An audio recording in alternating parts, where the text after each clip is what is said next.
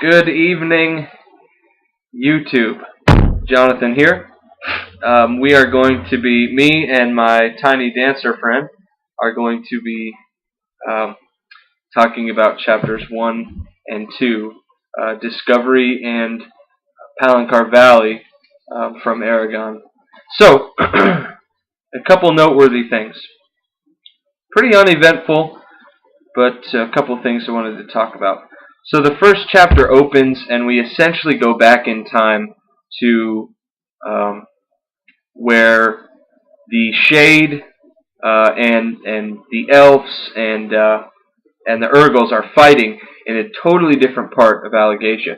And Eragon, at this point, seems to be an ignorant character, ignorant of the fact that there is something else going on. So, not that he's an ignorant person, um, he has no idea, he has no knowledge of what's going on in the other side. But we, as the reader, were given insight. We were privileged with information, so to speak, from another part of the continent or country, or, well, what we don't know yet, except by the map.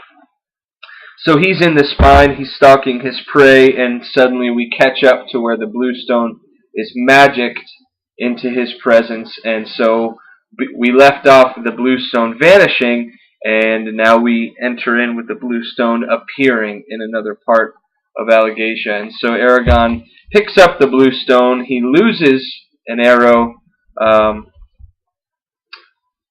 and he doesn't get his deer that he's been stalking. So he's got little food left, so he ends up needing to return home. As a guy, there's this attraction to Eragon's character immediately because he's adventurous.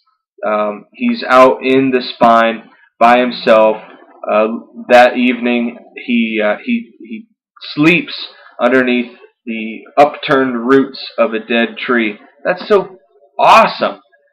He's just out in the wilderness by himself, and I think that's cool. And again, we see that, quintessential fantasy novel thing where there's lots of references to nature. But I'm cool with that. So, okay, so Eragon leaves the spine.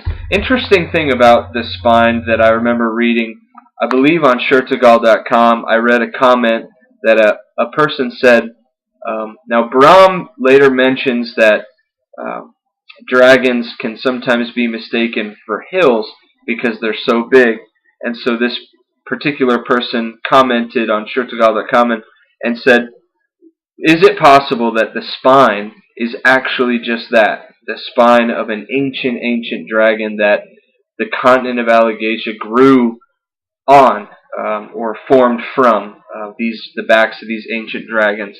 And I actually really like that idea. I think that's a neat idea, to think that these magical creatures that Christopher Paolini is creating, that are sort of the land, that they're actually what formed the land to begin with. I think that's a neat idea. If Christopher Paolini could work that in, I would give him stars. So, he leaves the spine, he goes into the Palancar Valley. Palancar, we know, was named after a artist that Christopher Paolini is a huge fan of. So he referenced him and gave him his own valley. How nice. And the cool thing is, in, well, a book up there, I won't stand up because I'm in my underwear, but the Eragon's Guide to Allegatia, he actually does the art, some of the art in that book, and I believe he does the art on the front of this as well, if I'm not mistaken. But anyways, neat how that worked out. So he leaves, and there's this incredible explanation or description of his entrance into the Palancar Valley. And so, again, with fantasy novels, this deep appreciation for nature, always referencing nature and its beauty, and sometimes fantasy novels like to give it a godlike personality, and I think that we kind of hit on that in these books. But So it talks about the air being fresh and sweet and cold. He talks about a rough game trail. He talks about um, the toughness and the wildness of the spine. Um, then he begins to talk about the Palancar Valley, and just the way that he describes it is nice. Um, and then we meet Sloane, of course. Oh, Palancar Valley. Yeah. Then we meet Sloane, of course, and the quintessential big guy named Horst.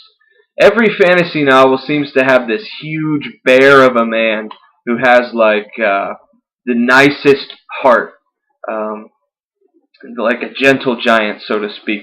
When I was reading the Dragonlance saga, there was a character named Caramon who was the brother of Raistlin the mage, and he was the big bear of a man, barrel-chested, big. Every time it talked about Caramon, it talked about how big he was. But he was also super nice, cordial, courteous.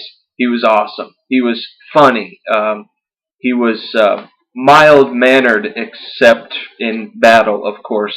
And I think that that's mirrored in Horst. Horst is, and Christopher Ballini admits to that. He even said, I can't remember what article I was reading, but he said, I kept some very basic fantasy novel things where there's a main character, a good sword, a quest, the quintessential characters, the good guy, the bad guy, the big guy, and the knights, So and magic. So, anyways,